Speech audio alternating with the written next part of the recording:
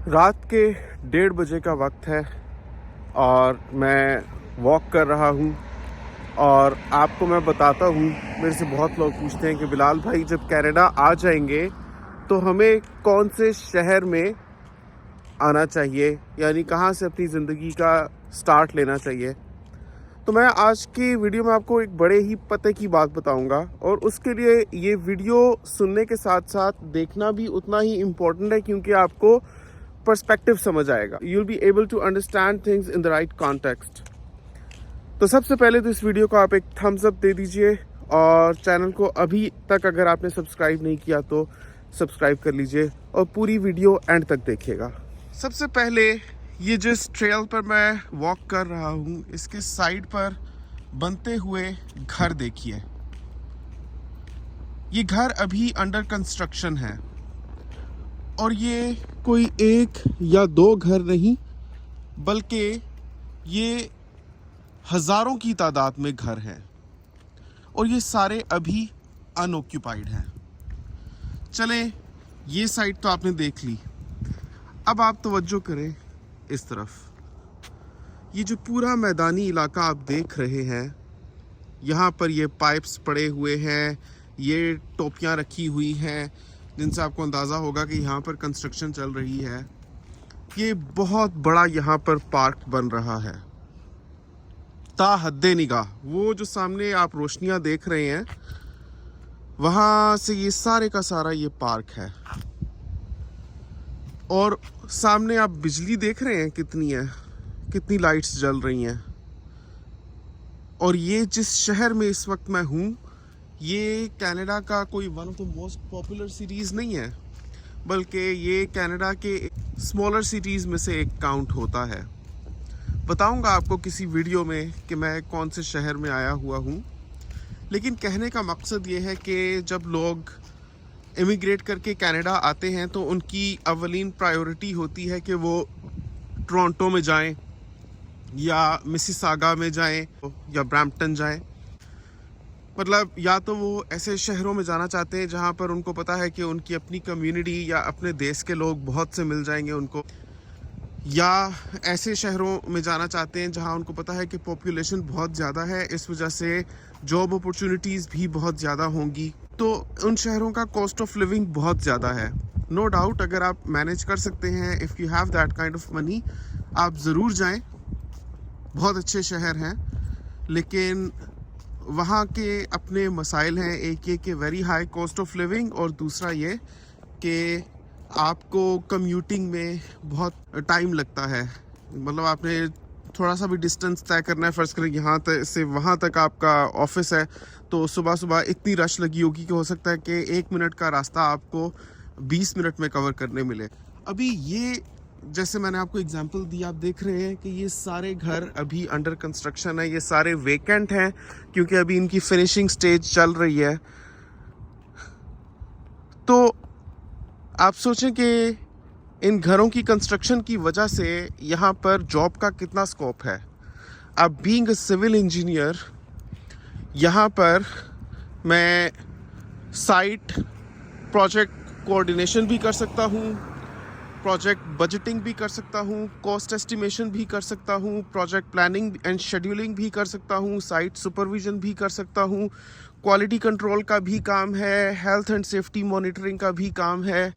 इन बनते हुए घरों पर मैं प्रोजेक्ट मैनेजमेंट भी कर सकता हूँ, कंस्ट्रक्शन मैनेजमेंट भी कर सकता हूँ। उसके अलावा मैं एडमिनिस्ट्रेशन का भी काम कर सकता हूँ, फिनिशिंग सुपरवाइज़र का भी काम कर सकता हूँ, और कॉन्ट्रैक्ट एडमिनिस्ट्रेटर का भी काम कर सकता हूँ। यानी आप सोचें कि खाली एक प्रोजेक्ट की वजह से किस कदर और कितनी ज़्यादा तादाद में जॉब्स अवेलेबल होती हैं। और ये जितने काम मैंने आपको गिनवाए हैं, ये सब टॉप मैनेजमेंट या सीनियर मैनेजमेंट लेवल के हैं। अभी तो मैंने आपको लेबरर लेवल के या कारपेंट्री या प्लम्बिंग या इलेक्ट्रिशियन या पेंटर, वो ट्रेड्स तो गिनवाए ही नहीं है। डेफिनेटली वो भी एग्जिस्ट करते हैं साइड बाय साइड। अब इसी तरह से ये तो घर थे, अब इस पार्क को ले लीजिए।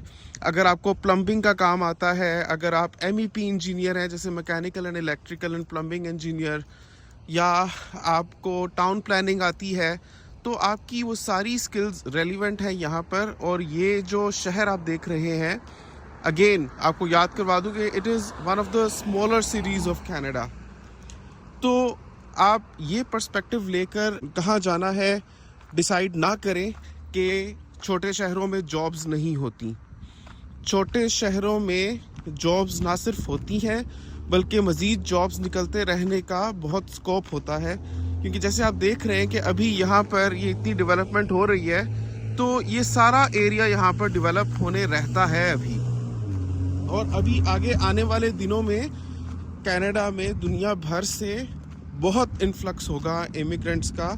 ये इस मुल्क की इकोनॉमी का एक बैकबोन है कि यहाँ पर हर साल लाखों की तादाद में लोग दुनिया भर से बुलाए जाते हैं। तो ऐसी इकोनॉमीज़ बहुत स्ट्रॉन्ग होती हैं जिनमें ये कैपेसिटी होती है कि वहाँ लाखों की तादाद में हर साल दुनिया भर से लोग आएँ, क्योंकि उस मुल्क की तरफ लोगों की तवज्जो होती है, वहीं पर बिजनेसेस होते हैं, वहीं पर इन्वेस्टमेंट्स होती हैं और वहीं पर ग्रोथ के प्रॉस्पेक्ट्स भी होते हैं। लोग दुबई निकल रहे हैं, यूरोप निकल रहे हैं। मैं कहता हूँ छोड़ें, इधर आए कनाडा। मैं खुद आकर देखा है, मुझे इतना पसंद आया है। अगर आपको कोई गाइडेंस चाहिए, अगर आपको प्रोफेशनल कोचिंग चाहिए या आपको जॉब सर्च में हेल्प चाहिए, मैं आपकी हेल्प कर सकता हूँ। इसलिए having come to Canada and especially having come not to one of its most popular cities, मैं बड़े कॉन्फिडेंटली ये कह सकता हूँ कि आप कनाडा में आते वक्त कहाँ आकर रहना चाहिए। सिर्फ इस बात का ध्यान रखें कि आपके अपने यूनिक सर्कमस्टांसेस क्या हैं, यानी आपके पास कितने पैसे हैं स्टॉक में जो आप साथ लेकर आएंगे। अगर बहुत ही कम पैसे हैं तो महंगे महंगे शहरों की तरफ रुख मत करें, बल्कि अपनी ज़िंदगी का आगाज़ आप सस्ते शहर जैसे एडमिंटन या सस्कैचुअन से करें।